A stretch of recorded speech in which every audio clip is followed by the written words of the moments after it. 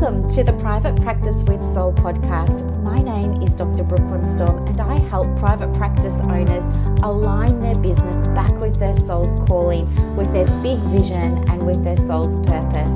Unlike other private practice coaches, I've traveled the world in search of spiritual resources, spiritual tools, education and information so that you can have the transformation that your soul desires and needs so that you can up-level your business. How much fun is this? I love it so much. Guys, if you're not already a member of the Private Practice Monthly Mentorship Group, please check out the show notes. I would love for you to be there. In the meantime, thank you so much for pushing play today. Let's begin. Hello, and welcome to another episode of the Private Practice with Soul podcast. I am super duper pleased that you're here. If it's your first time, welcome. My name is Dr.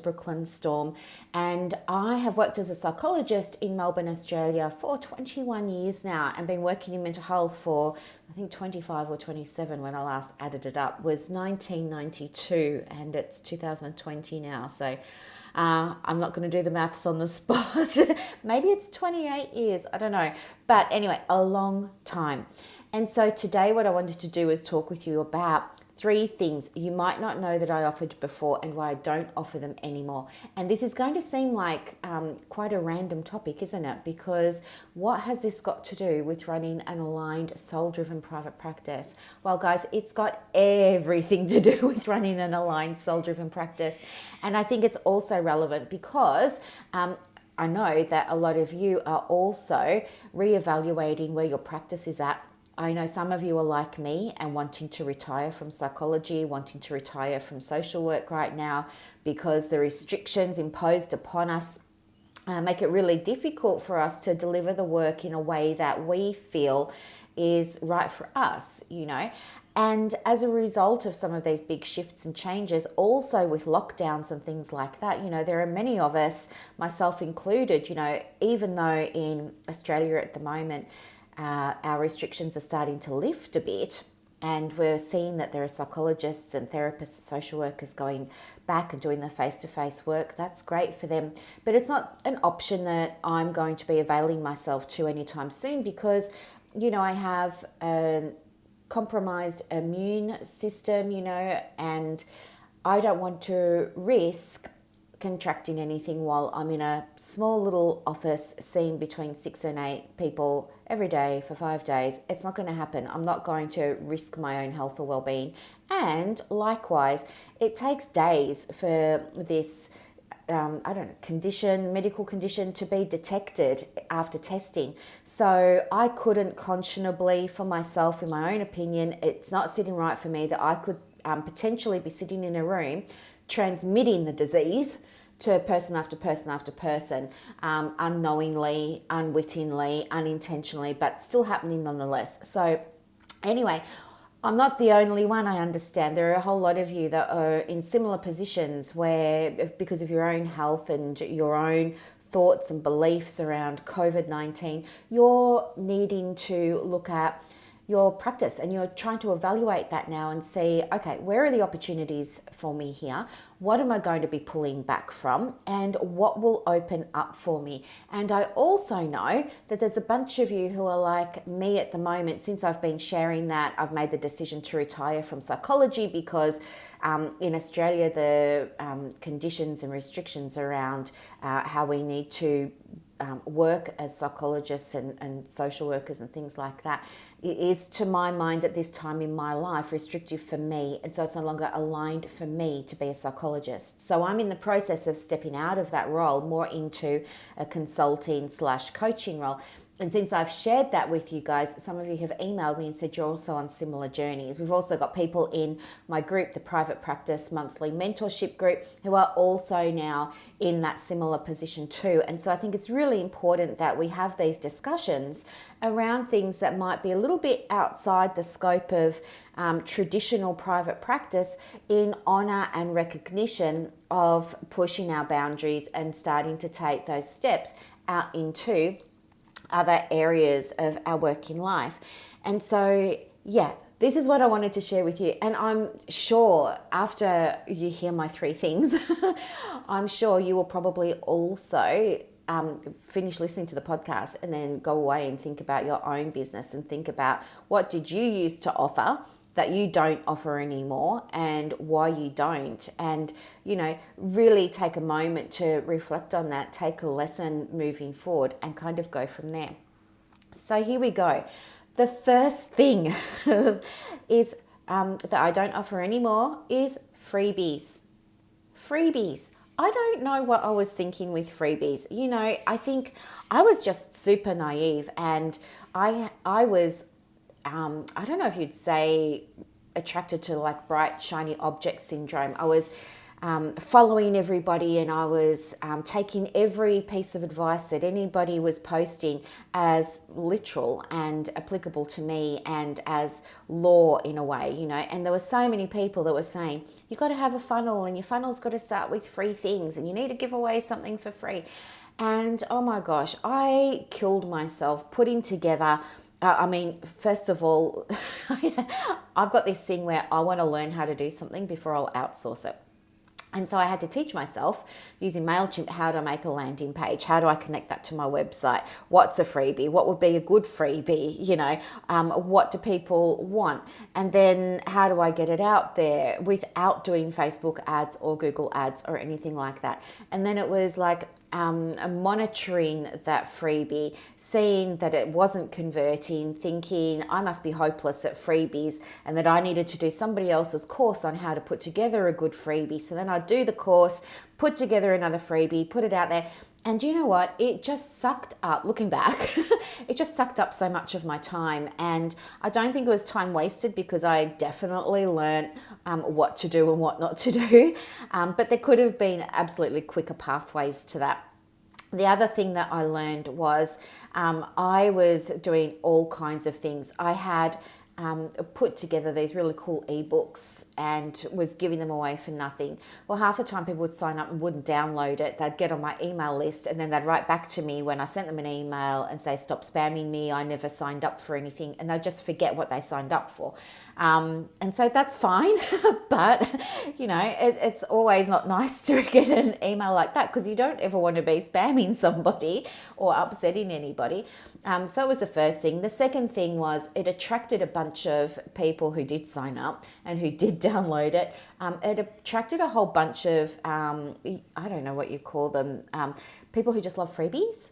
And so they'd be in my group and everything, and they would consume all the content and they would love it and they would engage with it and they'd tell me how awesome it was and how much it helped them, but they would never actually buy anything.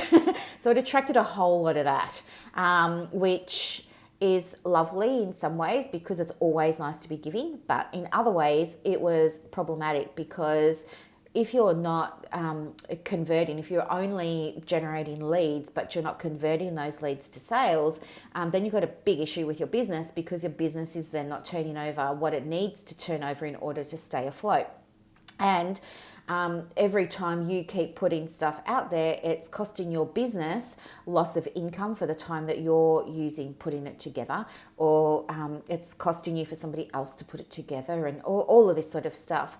The other thing with freebies is there's another kind of little subculture of people who like to consume all of the free stuff, and then they just want more free stuff and more free stuff and more free stuff, and they expect that you're only going to deliver free stuff. And so then when you do start promoting something, you do say, well, I'm really glad that this landed for you and I'm really so pleased that this was helpful for you. And they say, yes, I want more. And you say, okay, great. Well, I've got this program and it's $97 a month. They go, whoa. I don't want to actually pay for anything. I'll just keep consuming the free content. Thank you. And you know what? There are people that have had this attitude with even my business who were health professionals. So it's not just, the general public, it's people in general get into the habit of seeing your free stuff. They get to know it's good. They wait for the free stuff to come out. They'll use that and then not pay for something else. So yeah, I do not do that anymore. It does not attract the type of client that I want to work with. It does not attract the type of person I want on my email list. It does not attract the right person that I want to work with in a one-to-one capacity either. So no more freebies. Done with the freebies.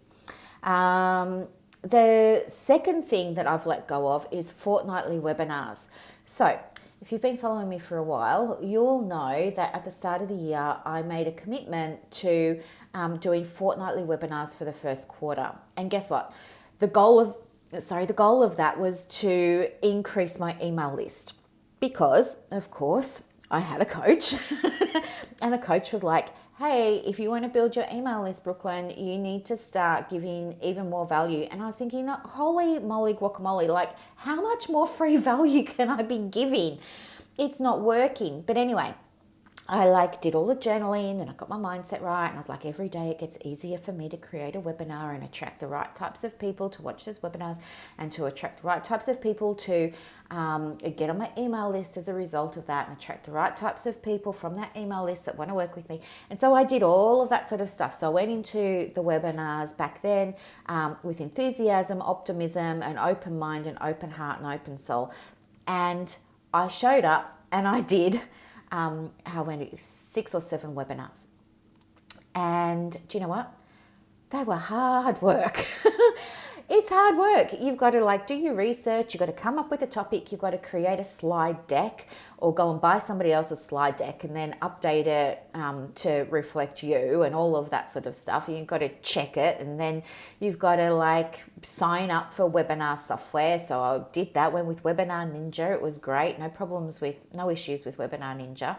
And then I had to go through and set up all of the emails. Hey, congratulations on signing up. Hey, only 1 more week. Hey, only 2 more days. Hey, only 1 more hour. To do all of those, create a workbook for it as well. What else did I have to do? With the workbook, that took hours to make because you want to give even more value in the workbook. You don't want it to just be a throwaway PDF that people think is a waste of time. You want to make this workbook really useful and helpful. So I did all of that sort of stuff. And yes, I gave away some of my best stuff on the webinar. Not all of it, but I gave away certainly some of my best stuff. And guess what? Despite promoting the webinar everywhere, every fortnight, and despite having rolling promotions for the webinar and stuff like that, I kept getting the same people signing up for it. And guess what? Most of the time, the people that signed up for it were already on my email list. So this became, toward the end, it was getting into week 12 or 13, and I was just losing the love. I was just thinking, no, it's all feeling hard and heavy now. I've given this a red hot shot and it's not working. And then the other thing that I did was I was doing the webinars free for everybody who wanted to attend. And then I was repurposing the webinars and selling them for $47, which is a low fee considering the content that was included.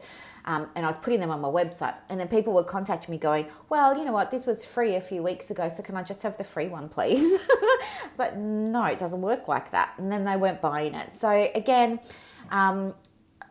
it took probably about 8 or 9 hours to put together a webinar and a workbook.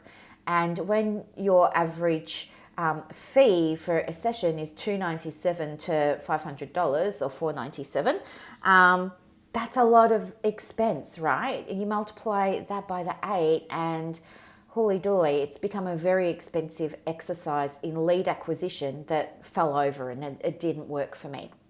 So anyway, I stopped doing free webinars and I've had such a sense of freedom since letting that go.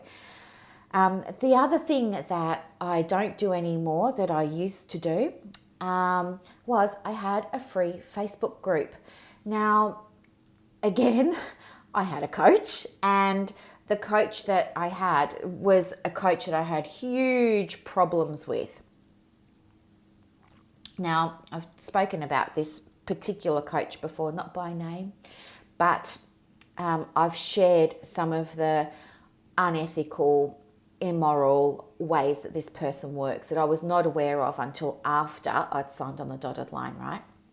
Anyway, so one of the things that he suggested, and this is before I became aware of like his how he practices and stuff like that. But in the beginning, he was telling me, look, you've got to have this really big Facebook group, Brooklyn, and you've got to make it a free Facebook group. You want to get 10,000 or 20,000 people in this group, and you're going to get everybody into the group through direct messaging. And I'm going to read your direct message and tell you if it's good enough. And the reason that you're going to have this big Facebook group is because an average conversion is between 1% and 3% of a lead to a sale. And so if we increase the numbers, we're going to naturally increase the number of conversions. So if you have 100 people in your group, we'll be looking at converting 1, 2, or 3 of those people into paying clients, right? They're going to buy one or more of your offers. If we have 1,000 people, then it's going to be like 1, 2, or 300, right? So we want to get you having 10 to 20,000 people in your group, because that's how you're going to make money, and it's going to be great, and da da da da da. And so I was like, oh, okay, then this is how it works, no problem. Like, I was so green, I didn't know what was right and what was wrong and all of this. And so then what happened was, I had to put together this direct message and then send it to him. And then he rewrote the whole thing. He didn't coach me through how I wanted to write my own.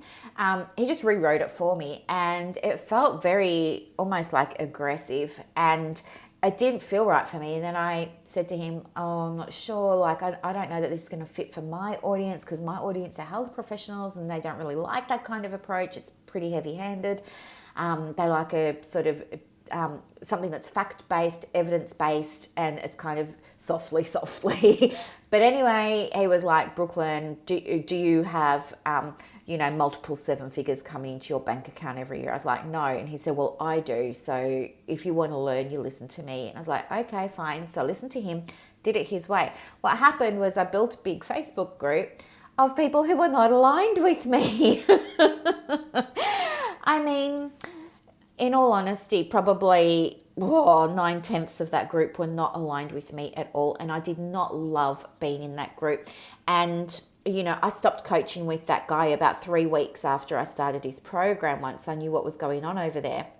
And so now I'm left with this big group, and I just thought, well, I'm just going to have to try and make the best of it. So I allowed that group to kind of evolve as I was evolving as a business owner. So I would change the name of the group when I changed the name of my programs.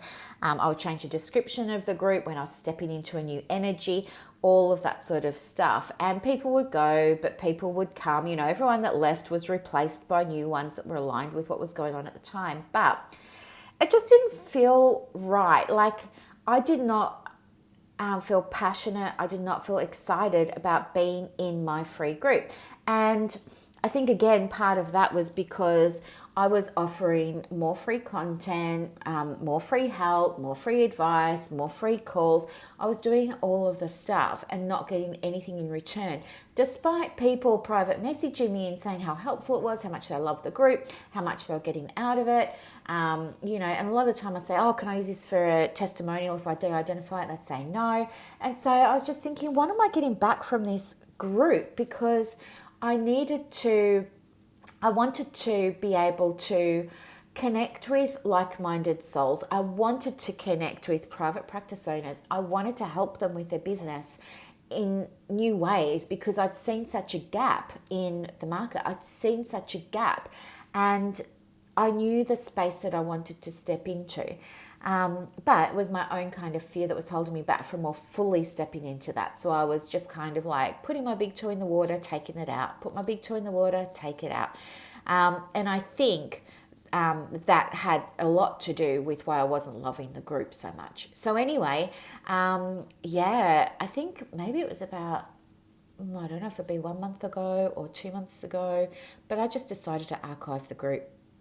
And I didn't delete anybody out of it or anything like that. Just when you archive a group on Facebook, it just means the group's still there, but people can't comment and post and share and do all of that sort of stuff anymore. So, and people were so surprised. And some of my friends were coming to me going, oh my gosh, why'd you close that group? It's such a good group. Da, da, da. I was like, it just didn't feel aligned with me anymore. And so I guess as I've been on my own journey of evolving and stepping more into that space, now I have said, right, if you want a consultant or a coach for your private practice that can see things through a spiritual lens, that can help you align the practice again with your purpose and help bring new meaning to the practice so that it's easier for you to write your policies, it's easier for you to recruit your team, it's easier for you to make the money, it's easier for you to attract the clients, it's just easier for you in general, then I'm the one that you want to come to. There are other private practice coaches out there, and they all do different things. There's a colleague of mine, Kim Dunn. She's a private practice coach for people who are in private practice and want to learn more about self-compassion and how they can integrate that into their life.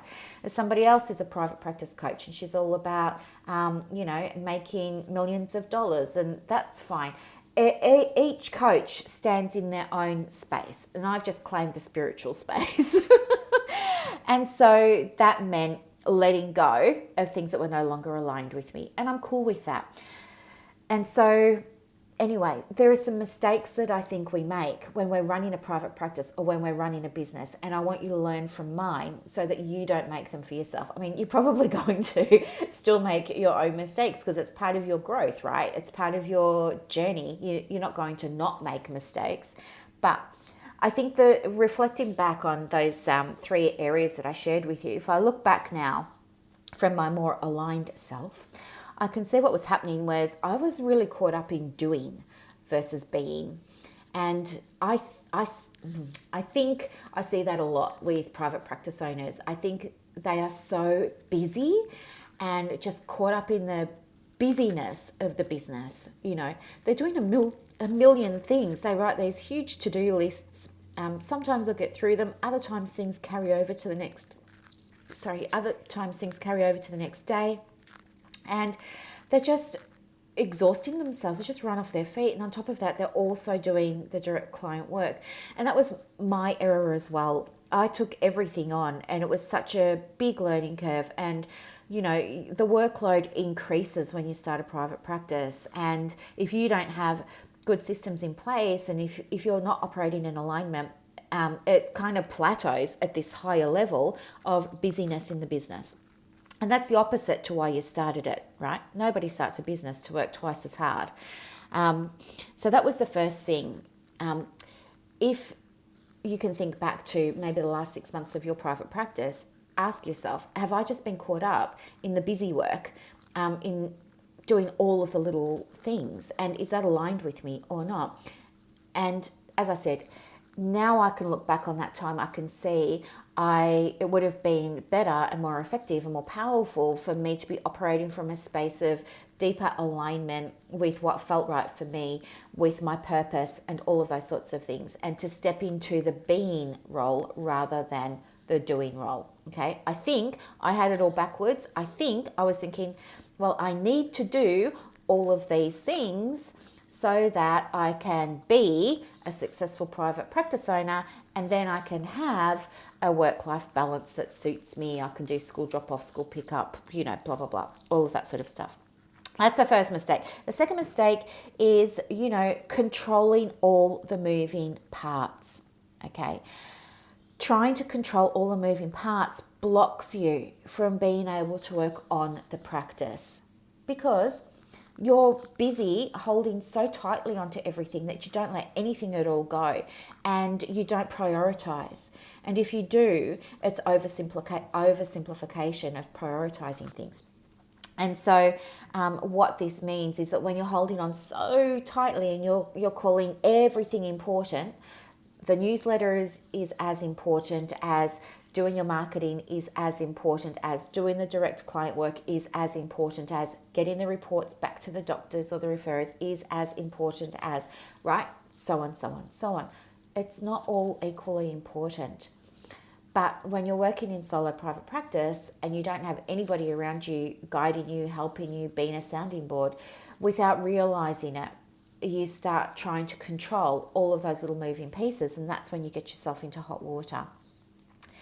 And then the third mistake I see private practice owners make is, without realizing it too, sometimes they're letting ego take over. And what I mean by that is we let fear determine our thoughts, feelings, and beliefs about the practice. We operate from a fear mindset, from fear mentality.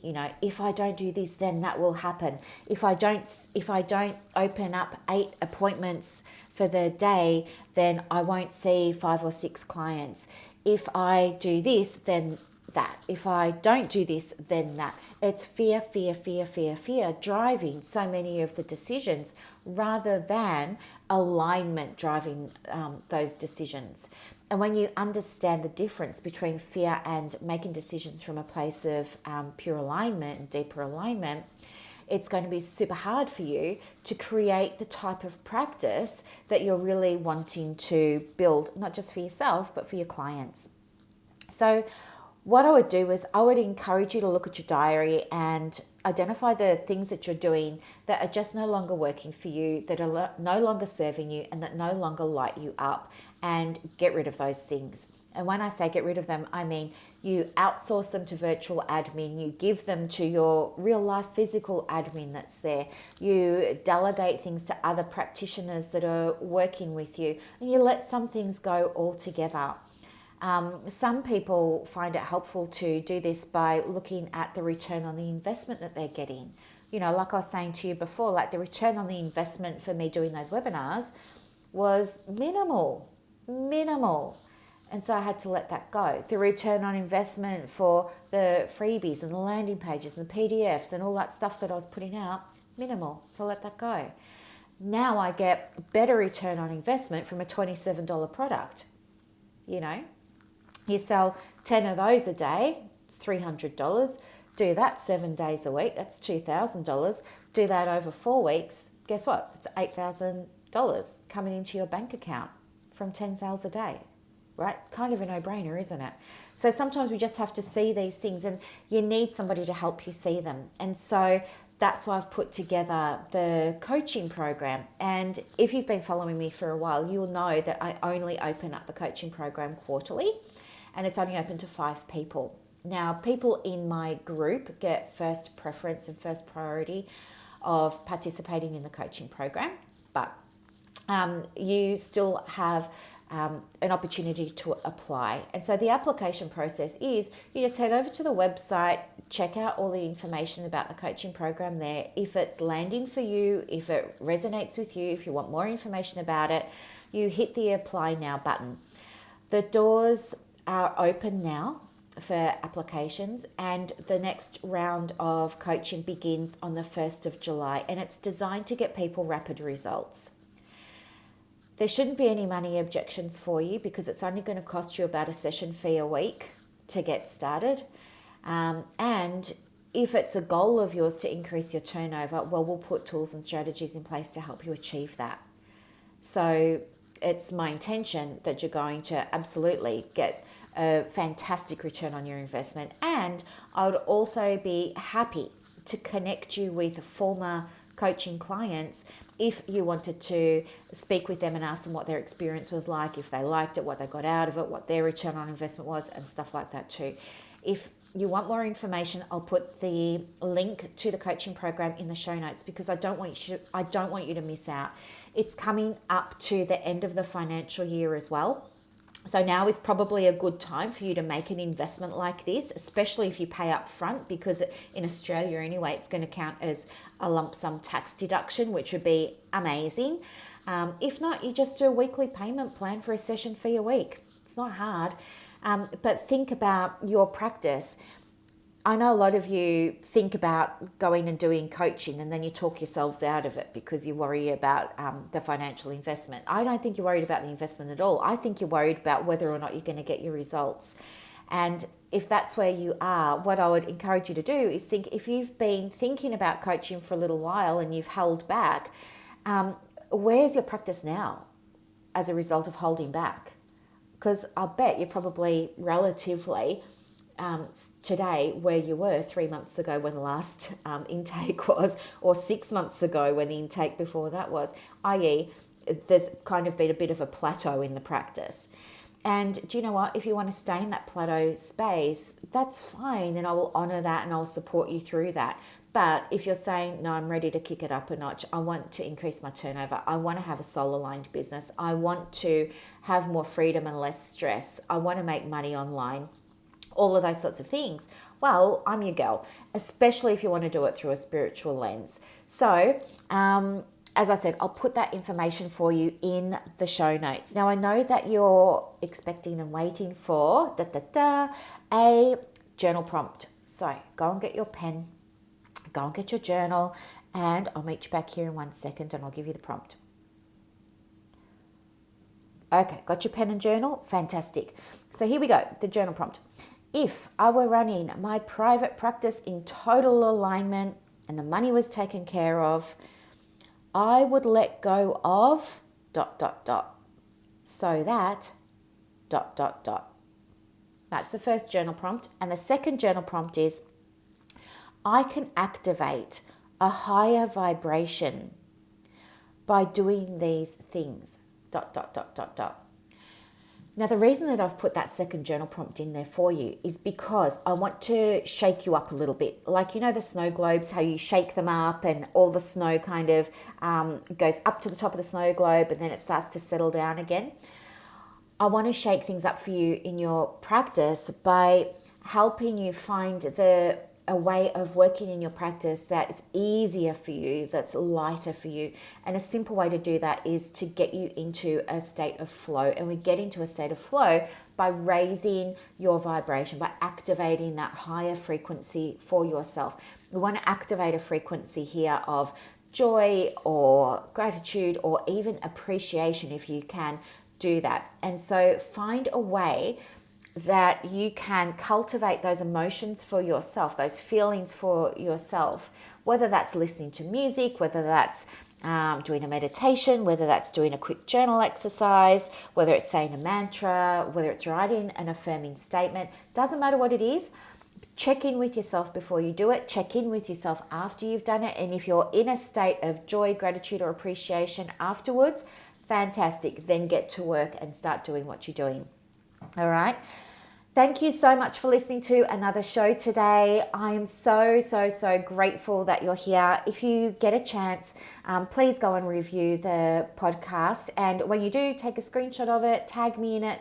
And, I want to hear about your biggest aha moments and takeaways because it helps me help you. All right. Thanks, guys. Have a beautiful day. Bye.